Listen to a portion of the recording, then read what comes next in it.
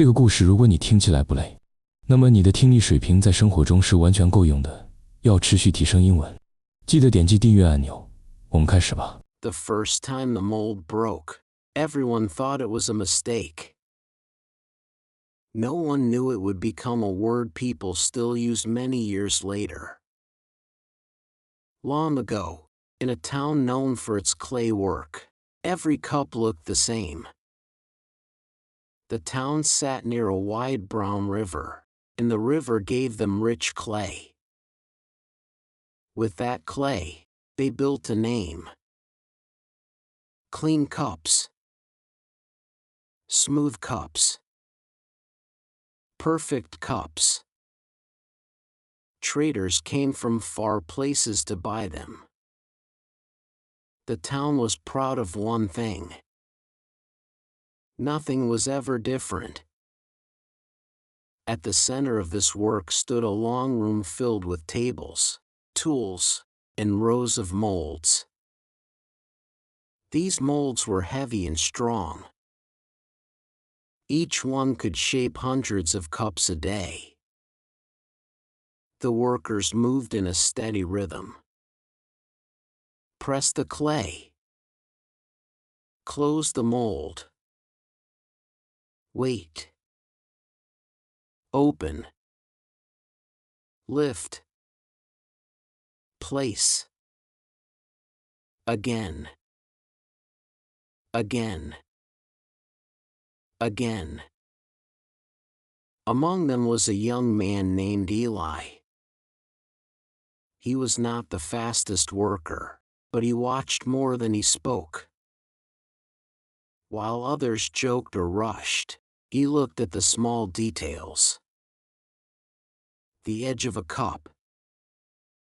The tiny line left by the mold. The way every cup matched the one before it. At first, he felt proud. Perfect work meant skill. Skill meant respect. But over time, something began to bother him. When he held a finished cup, it felt cold. Not in temperature, but in spirit. It felt like it had no story. One evening, after the others left, Eli stayed behind. The room was quiet. The river outside made a slow, soft sound. He picked up a mold and ran his fingers along its surface. It was smooth, hard, and exact. It did not change. It would never change. He stepped outside and looked at the river. The water moved in new shapes every second. He looked at the sky. Clouds stretched, broke, and formed again. Nothing stayed the same. When he came back inside, he looked at the mold again. For the first time, it felt wrong. Days passed. The feeling did not leave. It grew stronger. Then one afternoon, as he closed the mold with fresh clay inside, he heard a faint sound. A small crack. He froze. Slowly, he opened it.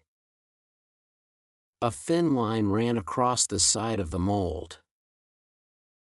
He looked around. No one had seen it. He had a choice. Report it and get a new mold. Or keep working. He chose to keep working. The cup that came out was not like the others. One side pushed out a little more. The top edge was not even. A small wave marked the base. It looked alive. Eli stared at it for a long time. The next worker saw it and laughed. Soon, more people came. They passed the cup around like a joke. Some said it looked broken. Others said it looked ugly. One said it could never be sold. Eli said nothing. He placed the cup to the side and kept working. But that night, he took it home. In his small room, he filled the cup with warm tea. He held it slowly. The shape fit his hand in a strange but good way. The uneven edge touched his lips softly. It was not perfect, but it felt real. The next day, he used the cracked mold again. More strange cups came out. Each one a little different. Some leaned. Some curved. Some had soft marks like waves. The other workers grew annoyed. Their line was about sameness. His cups broke that order. They told the boss. The boss was an older man who cared about numbers and speed. He walked over, picked up one of Eli's cups, and turned it in his hand. His face did not change. "This is not what we make," he said. Eli nodded, but did not agree. "Use a new mold," the boss said. "Throw this one away." Eli looked at the cracked mold on his table. He looked at the long line of perfect cups behind him. All the same. All quiet. All empty in some way he could not ignore anymore. He said, "I want to try something else." The room went still. The boss frowned. "People come here for perfect cups." Eli lifted one of his uneven cups. "Maybe they come for something they can feel." Some workers laughed under their breath. Others watched in silence. The boss gave a short answer. "No." Work continued. But something had changed. Eli could not go back in his mind. Every perfect cup now felt like a copy of a copy. That night, he stayed again. He placed the old mold in the center of the table. He touched the crack. It was small, but it had opened a door in his mind.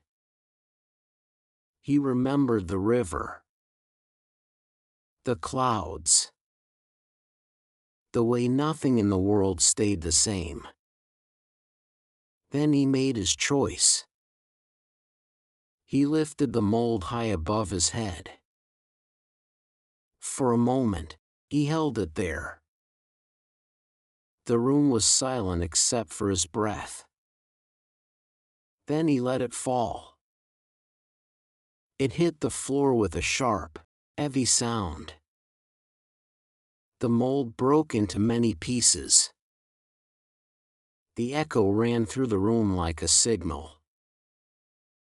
The next morning, the workers found him standing by the broken pieces.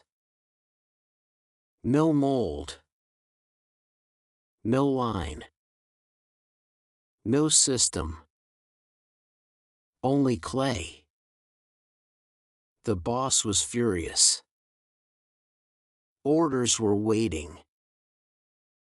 Time was being lost. Money was at risk. But something unexpected happened. One worker stepped forward and picked up a lump of clay. He shaped it slowly with his hands. Not perfect.